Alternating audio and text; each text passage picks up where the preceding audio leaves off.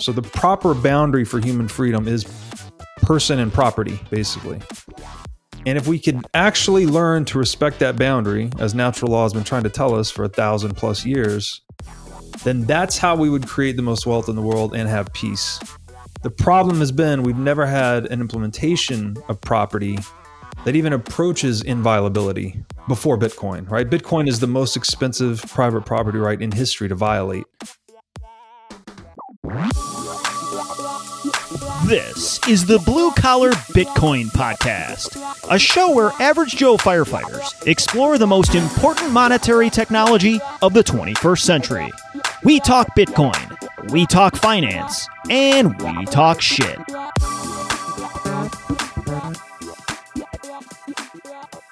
Welcome back to the BCB Podcast. Genuinely hope each one of you is having a fantastic day. And if you're not, I can tell you it's about to get better.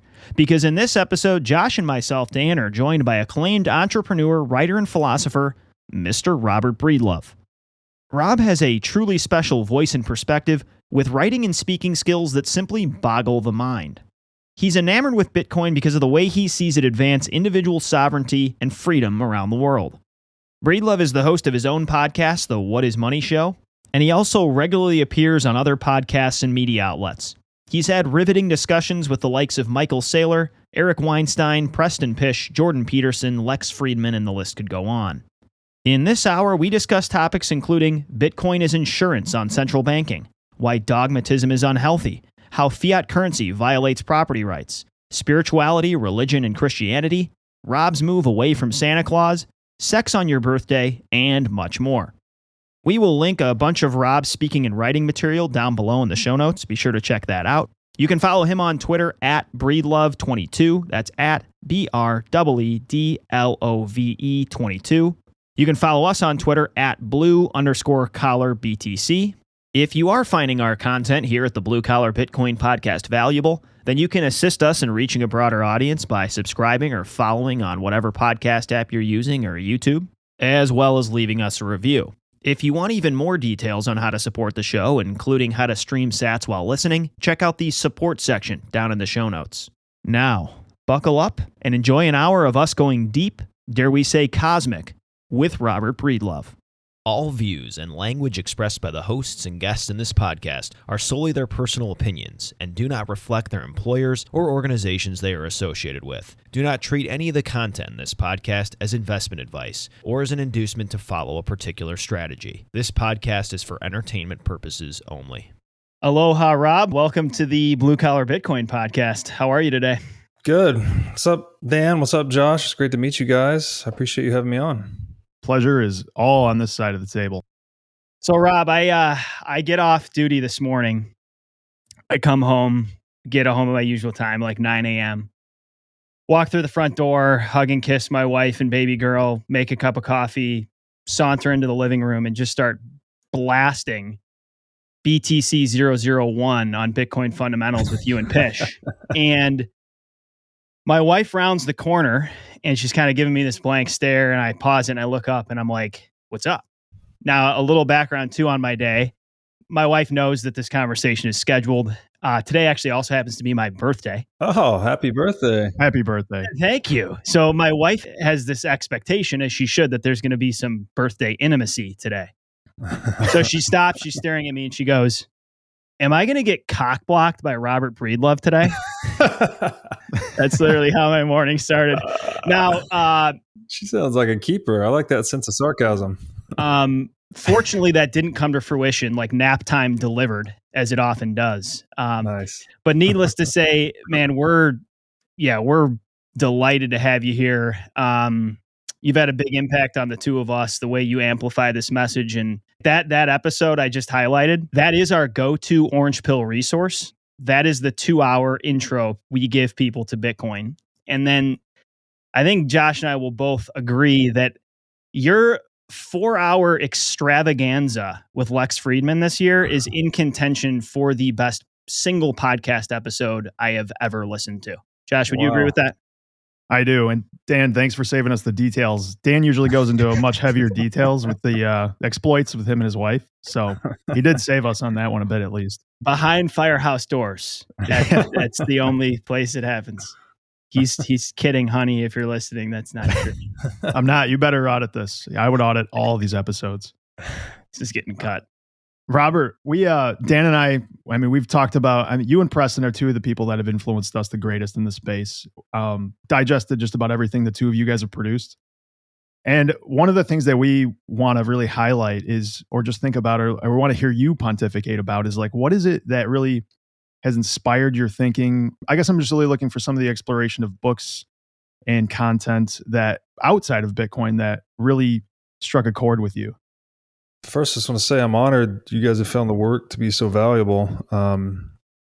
It really took me a long time to find this path, and everything before this was just really unfulfilling in retrospect. I've always been finance focused. I was, mostly a career CFO, also was in public accounting, and none of that, there's always something missing. It always felt like things always felt slimy. Every business, every deal, every industry, until discovering Bitcoin and now finding this infinitely deep and complex rabbit hole is just like giving me the space to totally run free and like try to figure things out and just be a conduit for ideas, really big ideas. And it honestly just thrills me when people tell me that how much impact it's had or how much value they've rendered from it, because it makes it all worth it. For a long time, it felt like, especially in the beginning, like feels like you're working in a vacuum almost. You're like writing and talking and studying about this thing. Everyone thinks you're crazy, right? I got my Bitcoin. This is my only tattoo. I was, I guess, 33 years old when I got it. So it's not like I'm some kind of guy covered in tats and I got a Bitcoin tat. It's like the first tattoo I got at a relatively mature age. And I got it late 2018. So like 1 year into a Bitcoin bear market. Bitcoin was down from 20,000 to 3,000. And it was kind of like the bottom of that phase where I was just writing, thinking, talking about this thing all the time. And people were increasingly thinking I had joined a cult or was somehow consumed some Kool-Aid and had lost my mind. So it feels good to see it kind of come back around. It's like, oh no, like this thing is real. It is very impactful. Frankly, without Bitcoin right now, I think we'd be in very, very bleak situation worldwide. Yeah, we resonate with that. I'll try to answer your question now, but I just wanted to give you that background. That it means a lot to me that you guys find it valuable. And I appreciate you re-amplifying the message as well. I don't really know where to start. It's like when I was a kid, I was just born curious, I guess. I mean, aren't we all curious to some extent? But I was like excessively, abrasively curious. I remember being 6 years old and I knew Santa Claus. I hope there's no kids listening to this. No, they're safely upstairs. I knew Santa Claus was bullshit, basically. I was like, Mom, there's no fucking way there's a guy that flies around the world and drops off a bunch of fucking toys. The toys look just like the toys in the toy store. Like, you guys are lying. Why do you do this? What's the point? And I remember we were in a long car ride somewhere and I literally hounded my mom, I think for 4 hours straight in this car ride. I was like, Mom, just admit it. Santa's not real. Like, I'm going to stay up all night and prove it. You guys stop lying to us. And I finally wore her down and she admitted it at the end of the car. I was like, okay, it's not real. It's just a thing. It's a tradition. But if you tell any of your brother or your cousins, I'm going to deny it. So I guess I kind of had don't trust, verify in my DNA or something. And of course, I immediately told all my cousins and my brother. I was like, I told you, Mom admitted it. Santa Claus is bullshit. And I was also like, just always infatuated with the stars. I grew up in Tennessee, kind of outside the city. So we had really good dark skies, and we spent a lot of time outdoors. So camping, sleeping on trampolines, just we're outside a lot, catching fireflies, all that.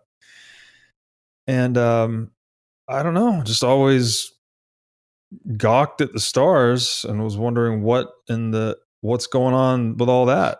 Like, what is all this? And I guess that just fed my curiosity really deeply. And then I've talked about this a little bit before, but My mom was very adamant on the importance of education and specifically literacy, like reading on your own. She used to really, from a very young age, she was teaching me a lot of mathematics, a lot of spelling and writing and whatnot. And then around the age of kind of 10 or 11, where they start giving you, at least in our school system, they give you a book to take home for the summer and you're supposed to read. Well, like clearly I was a kid. I didn't want to do that. But my mom like really made me stick with it. And I'm so glad she did, because once I started reading, the first book I read, I think was Hatchet. You guys ever heard of this book? Yeah, I have. Yeah, a kid is basically stranded in the wilderness after a plane crash, and it's a survival. He's just learning how to survive, basically, and it's really interesting. And I don't know, that just became, like, once I kind of got the hang of it, it just became the way to satisfy my curiosity. So just read. Like, just, you want to think about something and wonder about something. Well, all of a sudden I felt like I had this power I could take into my own hands, this software, ability to handle software, I guess is how I would describe it now. But you start really imbibing a lot of information, but then also reflecting on what you're reading. And then you have all this freedom to go across topic too. So long short, I went straight to the deep end of the pool when I was young. So I guess I'm like 13, 14. I start reading all these astrophysics books, like Brian Greene's The Elegant Universe, I think is the name of the book. Stephen Hawking's Universe in a Nutshell, A Brief History of Time, et cetera, et cetera. And that was just, these were books I could barely understand, but I was getting that, I guess, just exposure to these really big ideas, like about the deepest why imaginable, like what is the nature of space and time and reality. And yeah, so that was kind of where I got my start, I suppose. And then as I got older, in high school, I had this kind of dim apprehension of what I wanted to be when I grew up. And it was just a businessman. My dad was an accountant and he also ran a lot of businesses. So he's kind of entrepreneurial. And I thought, I don't know, I just wanted to be a businessman. So, I assumed I was like carrying a briefcase and sending faxes and collecting checks. I didn't really know what it meant.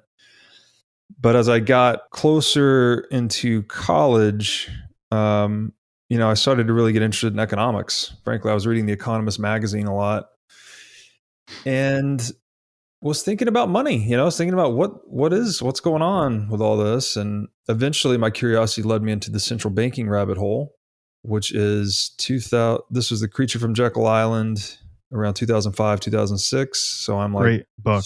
20 years old, 19, 20 years old at this time.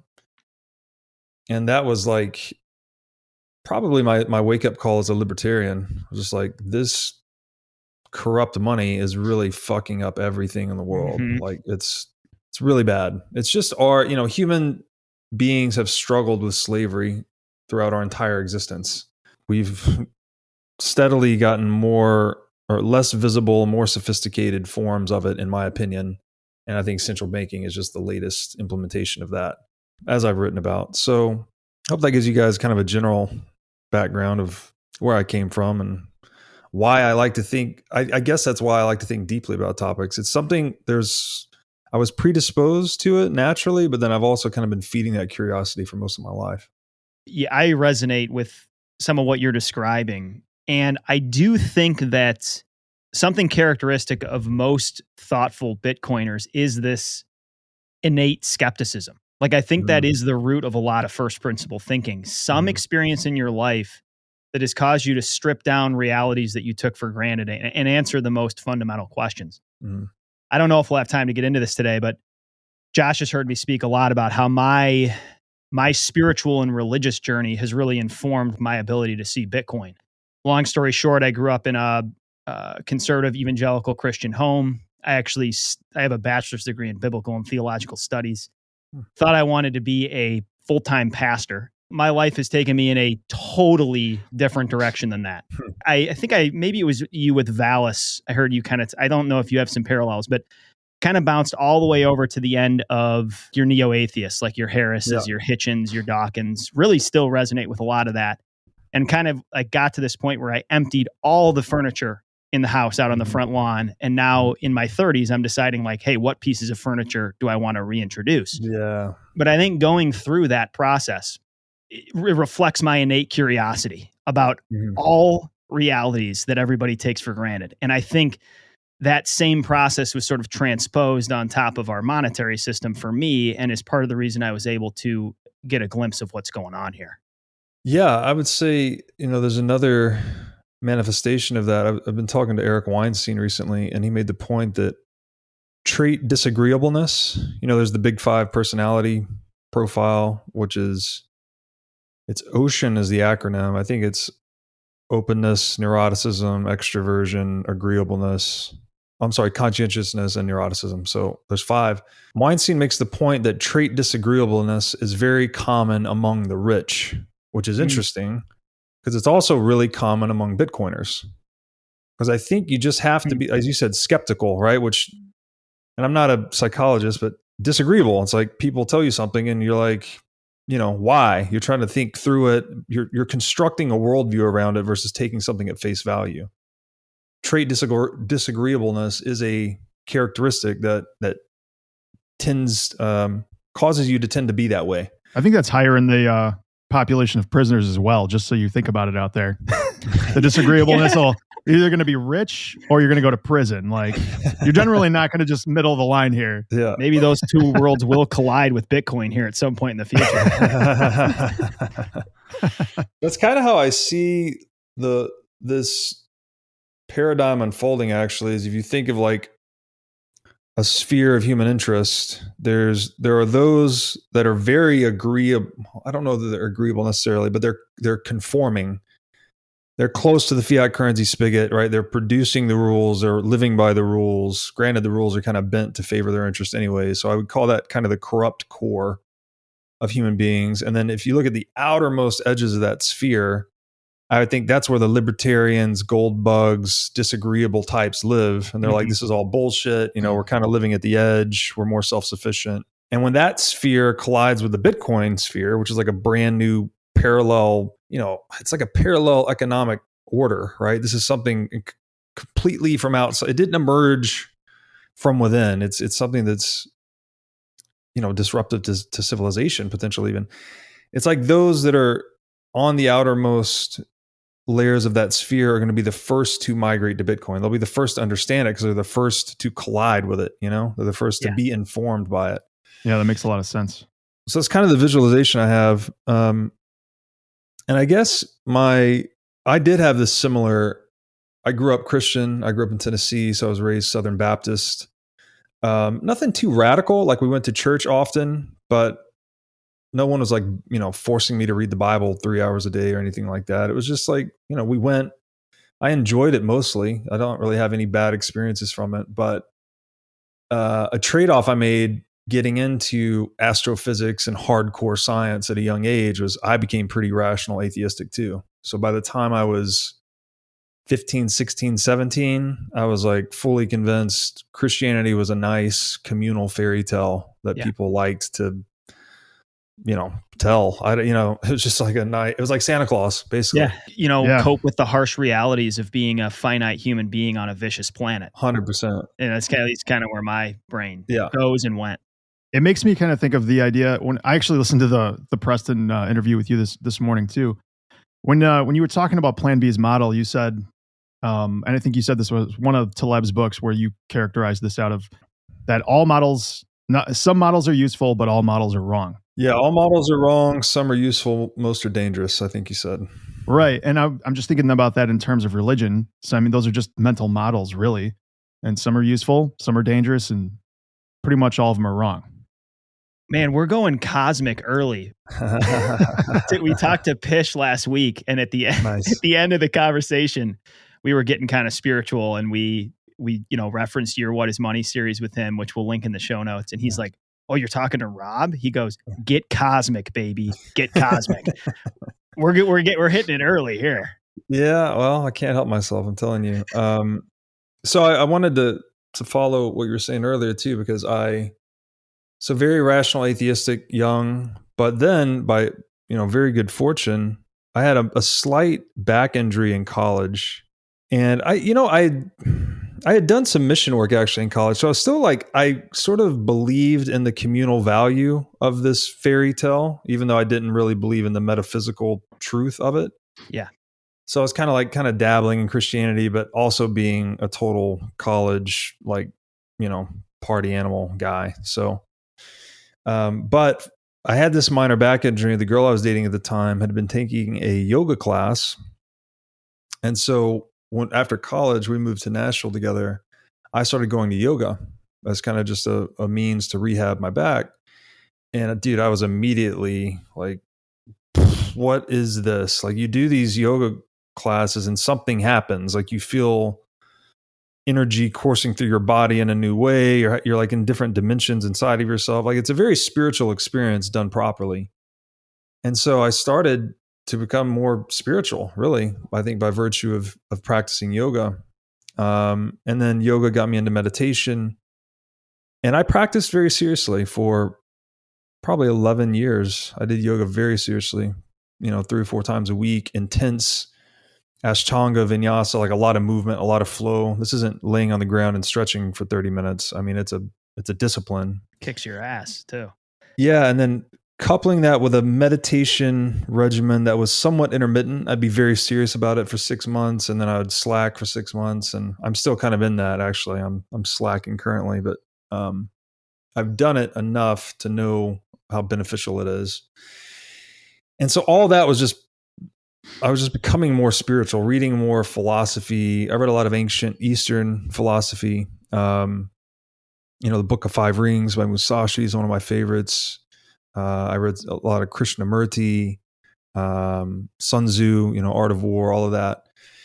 And so that was diffusing my rational atheism. And then it was actually kind of fast forward. I'm already into Bitcoin. A lot of people in Bitcoin started telling me about Jordan Petersen. They're like, you've got to listen to this guy, like read his books, listen to his lectures. He's something else. And finally, after like the 3rd or 5th time I heard about him, I'm like, all right, I'm going to go. I don't typically listen to lectures, but let me give it a shot.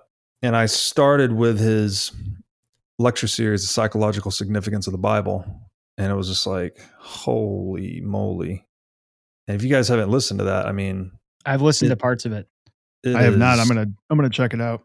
Yeah, there's something about a person's approach to Christianity where they're just like, Jesus saves, you need Jesus, go get Jesus right now, son. Like, I am so averse to that, extremely dogmatic, loud, the disagreeableness kicks in. You're like, what are you trying to sell me? Or like, what's going on here?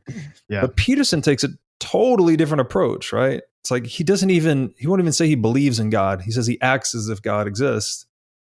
And then he's just dissecting the biblical corpus and evaluating it through all these different scientific lenses. Right. And then he establishes consilience between these perspectives. He's like, all right, Carl Jung looks at it this way. Nietzsche looks at it this way. Clinical psychology looks at it this way. He's everything. He's talking about like computing science. And he just framed it in such a beautiful way that it just helped me, like, really cultivated my interest in Christianity very deeply again. And now, like, I've read pretty much the entire Bible over the past year. I read with my daughter a lot. I have a 3-year-old daughter, so when we fall asleep at night, I'm reading the Bible. And man, it really is the ultimate classic text. There's some good shit in there. It just bears unbelievable fruit, and it can be evaluated at so many levels of interpretation. So one of the things I'm playing with now, because I'm so impressed with Petersen's, which is essentially a psychological perspective on the Bible, right? That's a great way to put it.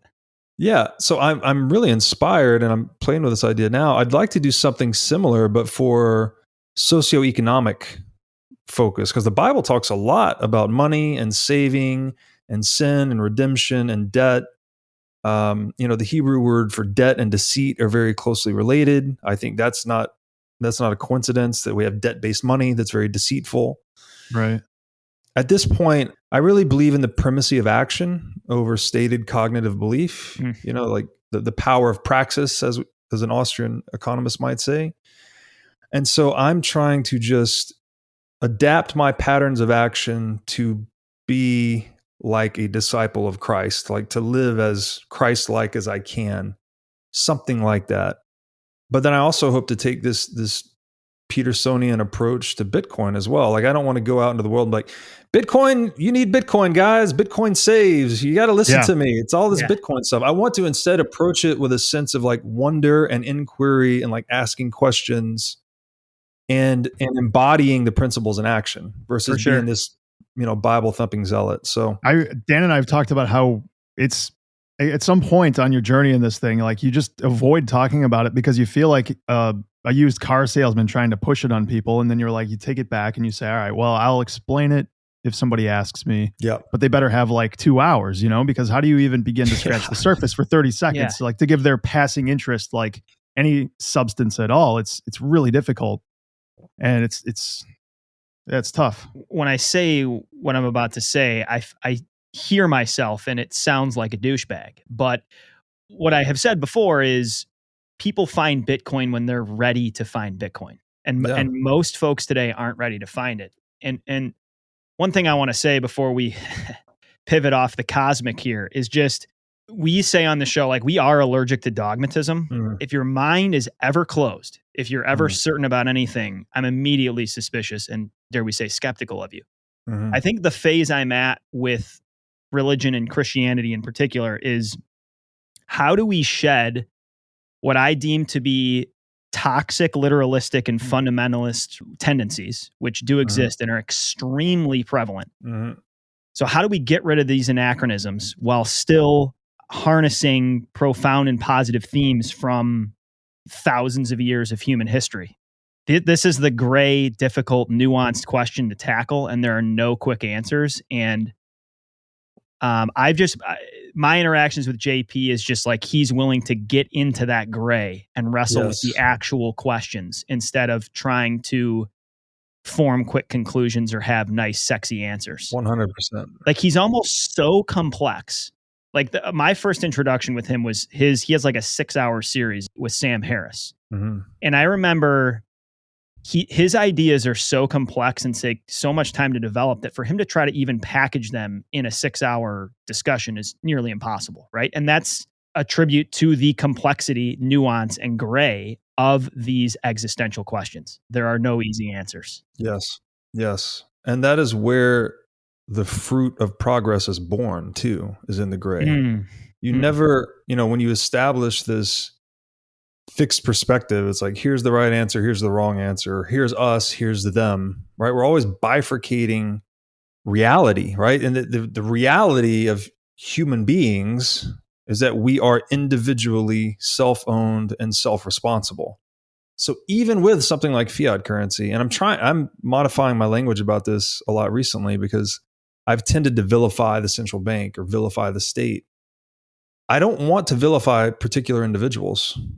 It's the mode of being, right? When we have, frankly, it all comes down to the crux of private property. When you have a group that lives off of the private property rights of others, the rulers, right? And the ruled, which are basically working and having some of their property violated to fund the interest of the ruled, of the rulers. That's the schism, I think, in this global hive mind of humanity, is that you're always going to have, you're violating the axiom of individual self-ownership through taxation, basically. So inflation, taxation, regulation, any imposition on private property whatsoever, it is contradicting this axiomatic reality that we're each individually self-owned and self-responsible, right? We all can participate in mutual consensual exchange. There's never a need, there's never a justification for non-consensual exchange or theft. And so I think that's what we're coping with.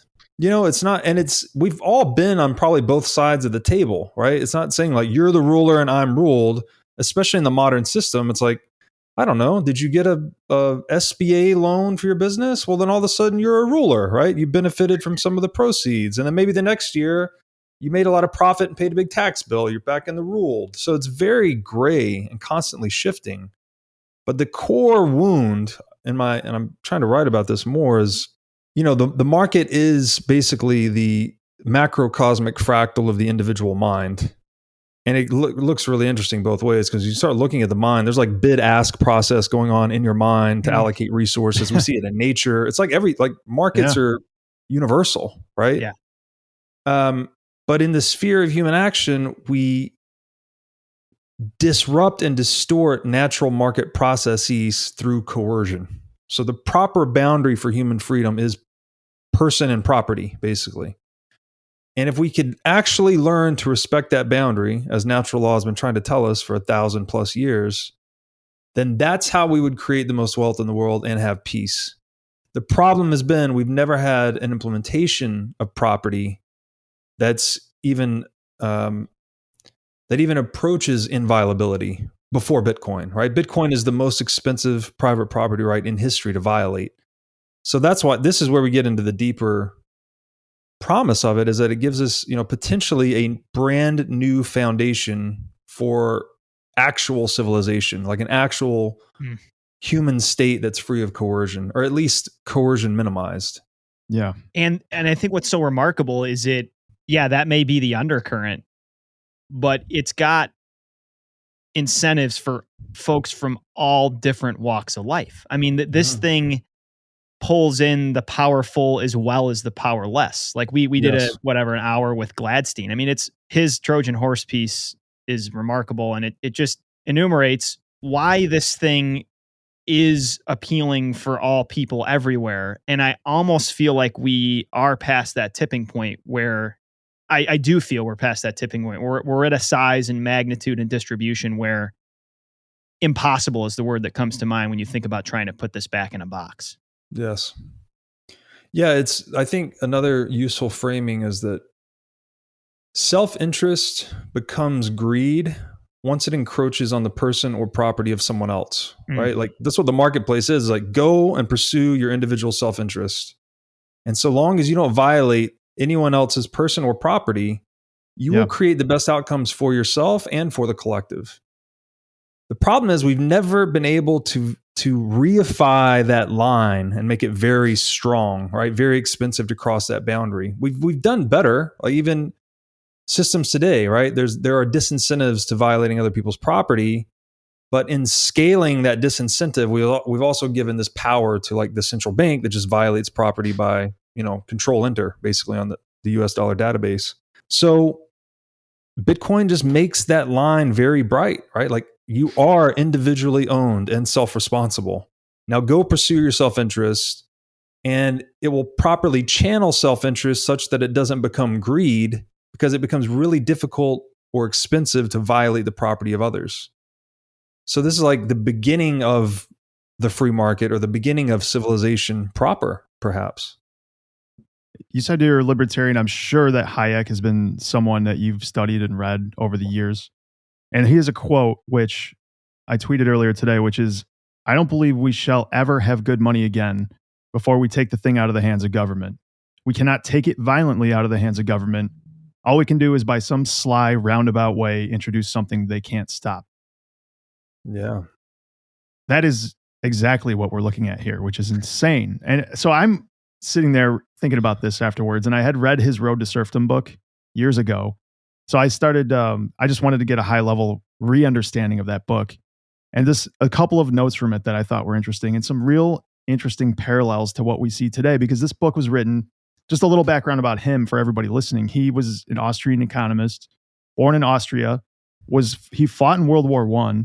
He was in Germany. He was in Austria, Germany, and England during World War II. I didn't look at exactly the times, but the point is that he was living through both of these wars. He saw these times happen. And he said, as he watched things unfold in Europe, revolt against freedom in Europe, and the move towards centralized management of society was apparent to him, that democracies that were economically free had become so successful, they began to take their prosperity for granted and chafed at the uneven distribution of wealth. And Germany and Russia and Italy adopted central planning and became dictatorships, and the West assumed that planning and tyranny were unrelated. This warning that I think today in this age, we should be heeding very seriously. Like this is the kind of stuff that is just echoing into our times right now. It's really scary stuff. Yeah. And it also makes me think of the fourth turning and how that entire idea, that model kind of plays out. And it just all of these things kind of resonate with me just looking at these different, through these different lenses. Yeah, I agree. And I think that the way I'm currently evaluating what direction we're going is to just look at the rate and severity with which private property is being violated. Because that's essentially, it's entrepreneurship, making, we're producing wealth and trading, there's peace, or there's statism, which is harvesting that economic surplus. And the more integrity private property rights have, the more we're going towards peaceful entrepreneurship. The more private property rights are being violated, the more we're moving the other direction towards statism. And right now, it's rampant, right? Fiat currency inflation is private property violation. They're just taking wealth from some and giving to others. Full stop. All the business closures, all the regulations, all the mandates, the specter of vaccine mandates, that's, by the way, the vaccine mandate, that is the most severe violation of private property imaginable. I completely agree. Yeah. And that's been bothering me and pissing me off for quite a while, but I digress on that. It's literally violating bodily autonomy. Full stop on that. Exactly. And these are the Nuremberg codes, right? We learned this after both world wars. But so the rate at which we're violating property right now is very alarming to me. And another thing Hayek said, he made a great point in that book, The Road to Serfdom, that power, when it's very concentrated at the top, so when the state has excessive power over an economy, which is what fiat currency frankly gives it, it enables it to pass fiat law and pass all these other mandates, right? I tweeted this out the other day that fiat currency is a money mandate used to fund many other unfavorable mandates. So its very nature is concentrating power into fewer and fewer hands. And Hayek makes the argument that no human can withstand that. The power changes character. It becomes something else. It becomes noxious to the soul. And doesn't matter. It's such a cognitive fallacy when people are like, oh, it's Biden's fault. It's Trump's fault. It's this guy. It's that girl. No, this is systemic. It doesn't matter what human you put in that position. They will be corrupted from a cellular or soul level. And you'll have this outcome in some form or another. You cannot put benevolence into the seat of authority. What you have to do is destroy the seat of authority itself, right? We should all live under the principles of life, liberty, and property. And we know life and liberty. It's so obvious. We all understand that. It's like, yeah, I can say what I want, go what I want. This is a very core to Western civilization. But we've obscured property. We don't understand that property is as much a product of freedom as life and liberty. They're all the same thing. So, yeah, I'm worried, man. We listened to you and Voorhees recently. And first of all, this may come as a surprise. It may even irk some of our audience because we are functionally, we're quote unquote maximalists. All we own is Bitcoin, and we had altcoins and we sold them, and it just based on fundamentals and use case and problems being solved, Bitcoin's where it's at in our head right now. But Eric is someone who clearly has pure motivation, and his level of investment and understanding are orders of magnitude beyond us two clowns. So for us to cast stones is adorable, as I would say. But he's just an unbelievably gifted speaker, thinker, and I thought the conversation you had with him was very mature, very well done. I think what I still struggle with hearing, what doesn't budge my opinion, at least where my money is there's one giant problem that needs solving right now. And I understand people on these altcoin projects are interested in disintermediating a lot of other things, but the priority right now is to bolster up this foundation at the very base of human value transfer. And so I just have trouble deviating my attention anywhere else. I'm curious. I know at least your tone has sort of been similar. What were sort of your takeaways of that conversation with Voorhees? Has he moved you at all in terms of where your needle currently sits? No, I'm in a similar situation where I hold 100% Bitcoin. So if I'm not telling you what I think and you just want to see what's in my portfolio, that's it, right? That's my skin in the game. However, again, in the interest of being non-dogmatic, I don't want to call myself or identify as a Bitcoin maximalist, especially because of this toxic us versus them. Everything's a scam. You're a scammer. Like, none of this, in my view, is productive. Now, I'm not saying it doesn't serve any purpose. I think, and I've talked about this a lot, but early in Bitcoin's existence, you needed that. You need a very strong cultural immune system so it can be scrappy and outcompete these other projects and survive, frankly. But as Bitcoin matures and it becomes a more globally adopted, widely accepted protocol, I don't think toxic culture remains relevant. And the simple thought here is like, okay, do we have toxic TCP/IP or HTTP maximalists today? No, we don't. We just fucking use it because it's the standard. Did we? I wonder if we ever did. So I think what I would say to the toxic maximalists, like in my view, is have fun becoming irrelevant. I don't think it's useful. And then further, as we talked about earlier, there's so much gray here. It's not like, oh, that human is a scammer, and so you just put them in bucket scammer forever. It's like, a human being is a lot of things, right? If you're just going to reduce them to one label in your mind, that's on you. You're going to be dumber. You're going to be less capable of dealing with the world. If you just put someone in, they're a scammer, they're a non-scammer, they're a statist, they're a non-statist. Like, we're all tangled up in this mess in a lot of different ways. And the Austrians make this point. Nobody's wearing one hat. Nobody's filling one singular role, right? We're constantly changing and moving. So I just think how I would render value from someone, I get, again, somewhat inspired by Petersen. I'm not going to get value from the Bible thumping zealot toxic Bitcoin maximalist. It's like Bitcoin or get the fuck out or have fun staying poor. Like, I would not get value from that as a new entrant to the space. What I would get value from is someone willing to get into the gray and get into the nuance, like dissect these arguments, make an informed decision. Yeah. And that's what the thing with Voorhees was, right? It's titled An Inquiry into Decentralization. And that's my conversation point. Can anything else become decentralized? I still don't know.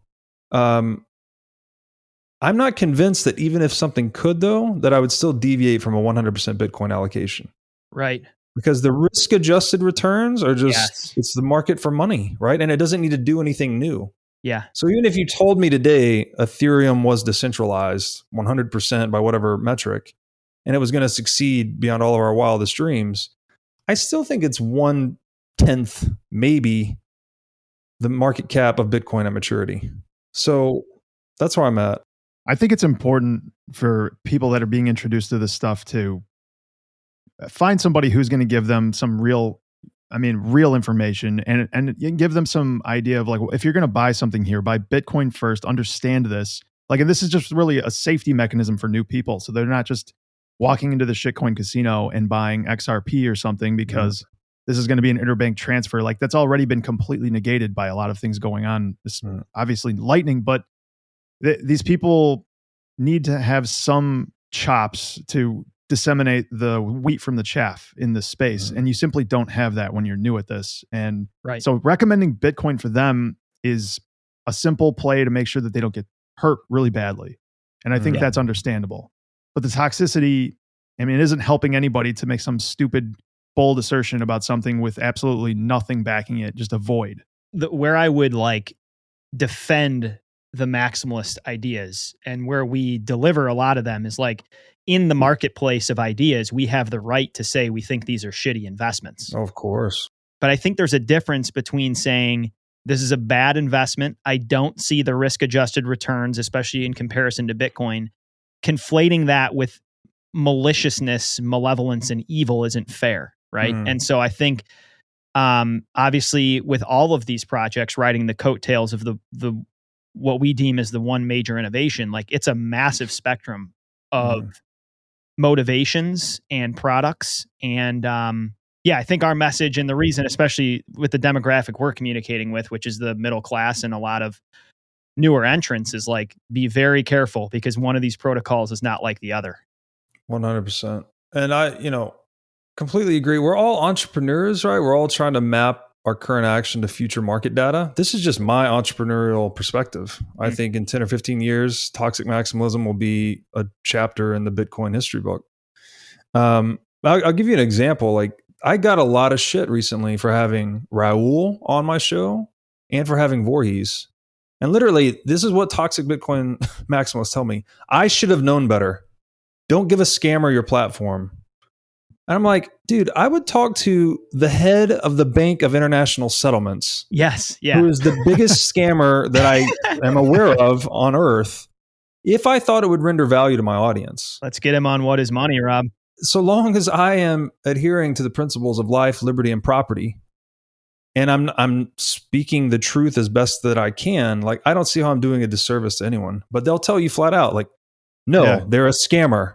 And I'm like, in my opinion, that's low resolution thinking. You're trying to reduce the entire complexity of the world to a label that you're comfortable with in your own mental model, versus asking the hard questions about decentralization. Is it possible? Do you know? Like, are you Nostradamus? I don't think you are. So what Raul did on your episode, which I listened to, was phenomenal. Like, he walked us through the last 100 years of how this is all played out. Mm-hmm. I mean, as far as I remember, he wasn't shilling shit coins. It wasn't like he was telling you to go buy Solana or something. He may have mentioned it, but the value proposition from him is that he's a guy who gets this macroeconomic outlook, and he gave you a whole bunch of good information to base some of your ideas on. I don't understand how anybody could take that as a negative. Like, the guy's an incredibly intelligent dude. I mean, the counter argument would be that he advertises or sells shitcoins on his platform. And again, it's like, I refuse to think at that resolution where you're just trying to put someone in a bucket and check it just doesn't make sense to me. Like, if a guy has valuable insights to share that I think my audience will mutually, consensually exchange their time to receive the information, then who's getting hurt in this equation? Yeah, it also just takes hard work to develop well-rounded ideas. Back to our religious Christianity discussion, like, a lot of the aversions I had growing up was just this well-insulated and curated groupthink, where it's like, no, we don't ask questions. We don't engage with Christian atheists. toxicity. Yeah, it's Christian toxicity, right? Yep. We don't engage with atheist thinkers and agnostic thinkers. Like, this is who we engage with. So regardless of how high your conviction is that Bitcoin's where it's at, which ours at this date and time is very high. Okay. We will never stop engaging in these conversations with people of differing opinions, because the moment we do, you should stop listening to our show. That's a red flag. Like, we're 100%. constantly exposing ourselves to other ideas to help bolster our own understandings of how things fit together. It's dialogue over dogma forever. I mean, this is core to freedom. And that's like, I don't care. People want to give me shit about this. It's like, keep throwing it at me. You think I've been through so much more than getting called names on social media. Like, that means little to nothing to me. And if even I can be the one guy or group of guys holding out this principle of dialogue above all else, that's good for me. Like, that feels right. Yeah. Have fun staying poor is almost the equivalent of, like, heathens go to hell. Yeah. You know? Exactly. Yeah. Let's go on street corner. We're going on street corners with signs, man. Yeah. People have beaten us there. We got to go door to door. Yeah. Door to door is the way. Yep. We're going straight Jehovah's Witnesses on this. Rob, we have to go back to some basics, because I think you are one of the best equipped individuals to do so. And I think our audience deserves to hear you kind of walk through this. This is not going to be easy for you to summarize, but we've heard you do it a few times and you do a great job. Why is Bitcoin the best money our species has ever had? The 30-second pitch, which I've delivered before, is like, you don't even have to think about it as money, although clearly that's very important for deeper understanding. I think you could just think of it as an insurance policy on central banking or fiat currency. So the more dollars they print, the more valuable the policy becomes. But this policy has the additional advantage of being a non-counterparty policy, right? You just hold Bitcoin. You don't need an insurance company to pay out the policy when they debase the currency. It pays out automatically, right? Through Bitcoin's virtuous cycle of growth, frankly. But more deeply, and I guess maybe a more fundamental question would be like, clearly, what is money? It's the namesake of the show, but there's a lot of answers to that. But one of the answers that I've been wrestling with lately is that, money is like the base layer operating system for human action.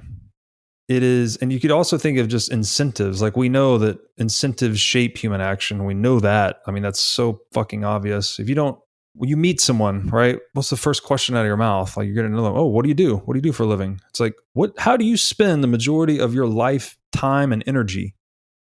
It's in pursuit of money. I don't give a unless you're just born rich and you are an artist on the side of some kind, like the vast majority of people that are working to survive spend most of their time in pursuit of money. Therefore, the patterns of action and behavior that they adopt and encode themselves with are shaping them, right?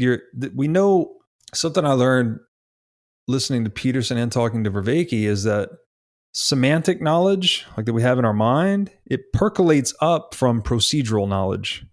So we've been acting out things a lot longer than we've been thinking about acting out things. This is like a meta self-reflection of what we do all the time. So the very nature of knowledge itself comes from what we do all the time. So if what we do all the time is in pursuit of money, then it's like money as the prime incentive is actually shaping the development of procedural knowledge, which percolates up into semantic knowledge, shapes our worldview, shapes our relationships, our hierarchies, all the above. So just imagine what happens when you corrupt the base layer, right? If you're just using the computer analogy, if you corrupt the base layer Windows operating system or whatever Linux kernel you're working with, what do you think happens to every software application inside of that computer? Everything you try to do to control that computer towards a certain aim, like, it's not going to work, right? It's going to have errors, it's going to have mistakes, problems. So maybe I guess I need to answer the question, why Bitcoin?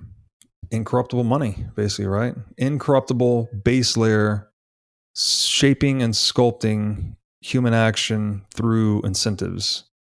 And the incentives, frankly, as we touched on earlier, is like, pursue your self-interest to the hilt as an entrepreneur. So maximize the freedom of the individual, but bound that freedom by the private property rights of others, so that you cannot extend your freedom beyond the private property rights of others. Like, I think this is maybe one of the core problems too, is that everyone wants to be free. Like, everyone wants to be 100% free, self-owned. You could maybe argue there's some weird psychological edge cases where people have been abused and they're dependent or whatever, but just born naturally, natural slate, you pretty much want to be free, right? It's like, you can hardly imagine the ideal life without freedom incorporated in that vision. I can't imagine anyone having this ideal vision for their life and it have slavery embedded in that anywhere. That doesn't make sense to me. So the problem, this is maybe kind of a Christian angle on it, is that everyone wants to be 100% free, but maybe that desire also can become immoral when people try to become, say, 120% free, right? What if I become 100% free, but I also get 20% of someone else's labor or property, just by coercing them a little bit, or, a little bit of threat of force or a little bit of violence occasionally. So we needed a base layer incentive schema to bound that pursuit of freedom, such that we can only be 100% free individually. And it's excessively expensive or difficult to encroach on the property of others. Because that's what we have in the world today, right? It's these, I hate the term, the elite, but Parasites, statist, in their capacity as statist, right? And no one, again, is any pure thing. I'm not trying to low resolution reduce an individual to just a label, but humans in their capacity as statists that are living off of tax revenue, which is the proceeds stolen from the productive economy, they are effectively 120 or 30% free, right? Because they own themselves, they probably don't pay taxes themselves, and they're getting some of the tax revenue that's being stolen from others. So this is like, it's an immoral excessive pursuit of freedom almost that we need to properly bound within the institution of private property. I mean, even within the Bitcoin realm, there is absolutely an element of submission. You're submitting to the protocol that is Bitcoin. Mhm. Like you have to, Yep. every human being has to grapple with this discovery of absolute scarcity. There is no cheating. You may wish you were an OG that got this at $3. You're fucking not. You're buying it at 60,000 and you're going to like it.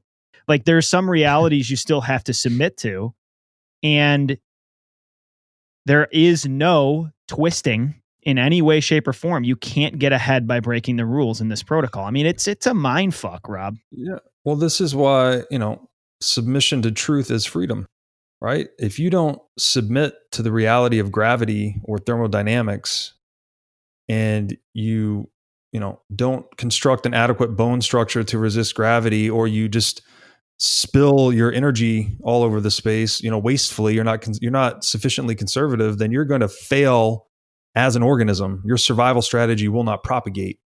So Bitcoin is something similar. It's like the thermodynamics of money, right? It's like this fixed rule set nobody can do anything about.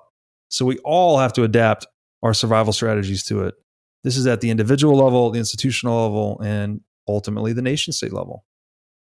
How do you see the game theory playing out in your life? So here we sit at $1 trillion market cap. It's clear that you think there's a very good, if not inevitable, progression towards this being base layer human value transfer protocol. Like how do you see this playing out in your lifetime?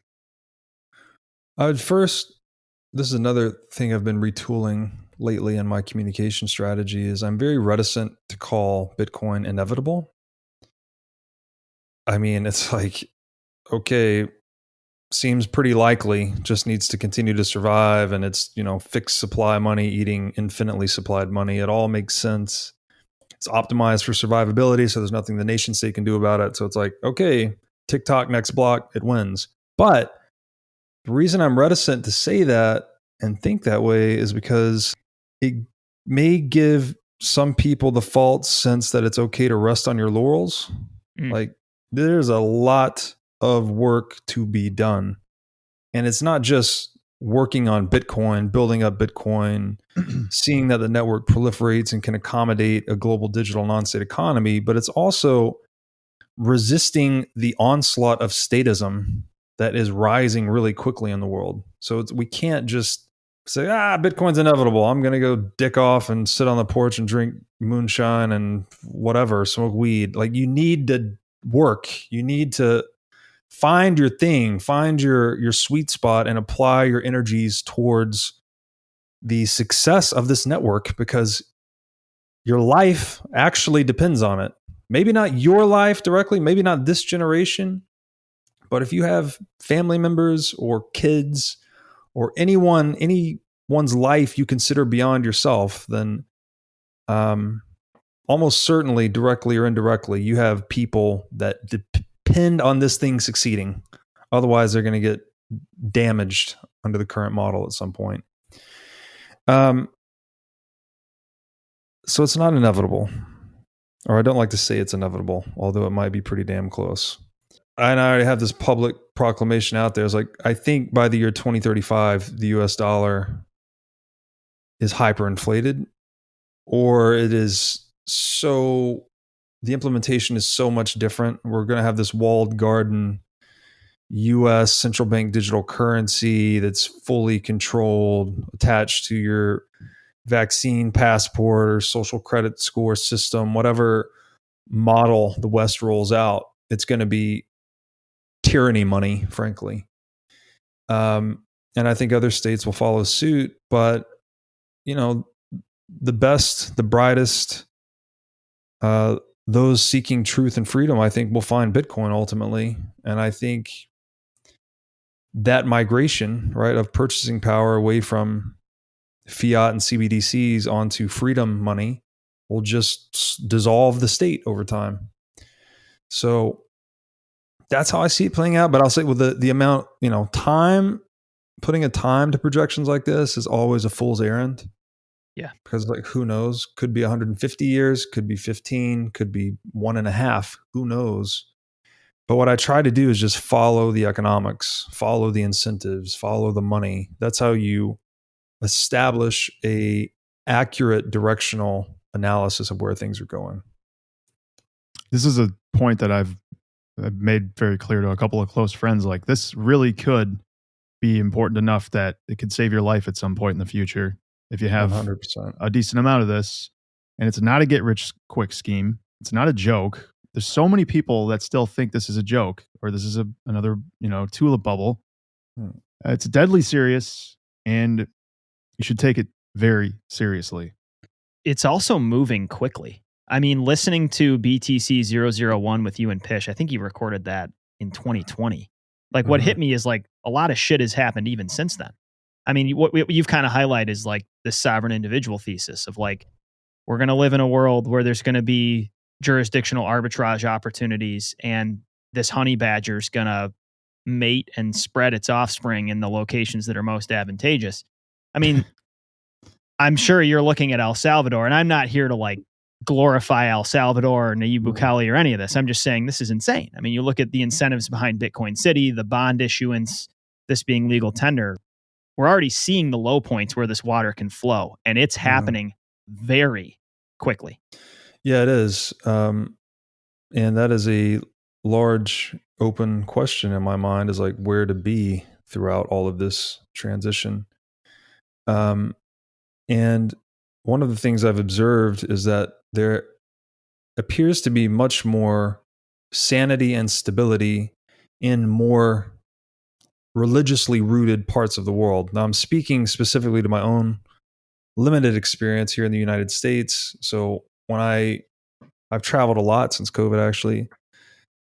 New York, LA, San Francisco, urban areas are a nightmare, right? They're a different country. They're dystopian, communistic, psycho madhouses. Agreed. That may sound extreme, and I'm not saying it's entirely like that, but it's like going that way so quickly that it's mind blowing. I go to LA 1 month and it's like pretty weird, and I come back 2 months later and it's twice as weird. And it's just there's something really bad, a really bad undercurrent there. But when I go to Tennessee or Miami or Texas, places that are more along the Bible Belt, or in the case of Miami, has a huge Latin cultural influence, which is very, very Catholic rooted. This attachment, I think, to religion somehow gives people resistance to the deification of the state. Whereas if you look at something like LA, people are just like, no one is fucking religious there. It's just total postmodernism. Everyone lives their own truth, blah, blah, blah. They're just taking it, man. Like vaccine passport, whatever you say, boss, just give me one more serving of that, please. You don't want to be in a culture of compliance, I think, is what's key to this. Yeah. And I think, again, in the US, more Christian rooted, and I'm not restricting it to just Christianity, again, just my own experience, more religiously rooted communities are going to be more resilient in this phase of history. Yeah. I feel like the state has, or the lack of religion has deified the state for a lot of people. 100%. It's such a spectrum though. And it's so much of it depends on like what angle you're coming from. Yeah. The angle I'm coming from, I'm sort of averse to hopping back into that. And I think other people are coming from the other side. But, whether these things are fictions or not, being completely untethered is maybe not advantageous, and pulling crutches away before people are ready isn't always productive. And I'm going to have to do some more thinking about sort of that thesis that's growing in your head there, Rob. Yeah, maybe whatever, classify them as fictions, but useful fictions are very useful for human beings. It's actually what distinguishes us from animals, right? Everything you take to be real, mathematics, civil liberties, the nation state, these are all useful fictions at the end of the day. Bitcoin at the top of the list. Yeah, we've said on this show before, Bitcoin is a fiction. It just happens to be a fiction that's going to be insanely useful for humanity. Yes. Yes, it is. Robert, thank you for your time. We really enjoyed this. This was an awesome discussion. Thank you guys. I did as well. I appreciate what you guys are doing, pulling double duty and helping to get the word out there. I think that it is incumbent on us that have come to see the truth of Bitcoin to spread the message through our own unique filter. That's how this thing propagates, because, you guys have everyone has their own unique lens on reality. And when we interpret these facts and share them out again, it reaches certain people that it otherwise wouldn't have. Right. So I'm very big on this idea of raising an army of educators to whatever extent possible. Do a little podcast, write a little newsletter, host a little meetup, just talk about what you're finding here. You'd be unbelievably surprised how powerful it can be. So that's a message I'd like to go out on, is even if you're nervous or you're self-conscious or you don't feel good about it, or you're not good at public speaking, or you have whatever self-doubt, it's throw that shit in the trash can. This is so much bigger than you. And that was me. I wanted to be this privately wealthy guy that no one knew about, just lived a nondescript existence. And then I found Bitcoin and I started writing about it and talking about it. And I'm like, okay, people want to hear more of this. Here we go. And now this is what I do. And I love it. So I just hope others will, if they have something to say, I hope they'll say it. Well said. Have a great rest of your day, Rob. We appreciate your time and look forward to staying in touch. Thank you, guys. This was great. Thanks for listening into the show. If you enjoyed this discussion, be sure to subscribe on whatever app you're using for podcasts. And if you have an extra minute, go ahead and leave us a review. You can also follow us on Twitter. We're at blue_collarbtc. We invite questions, comments, and inquiries of any kind, and our email is bluecollarbitcoinpodcast@gmail.com. We look forward to you joining us next time on the Blue Collar Bitcoin Podcast.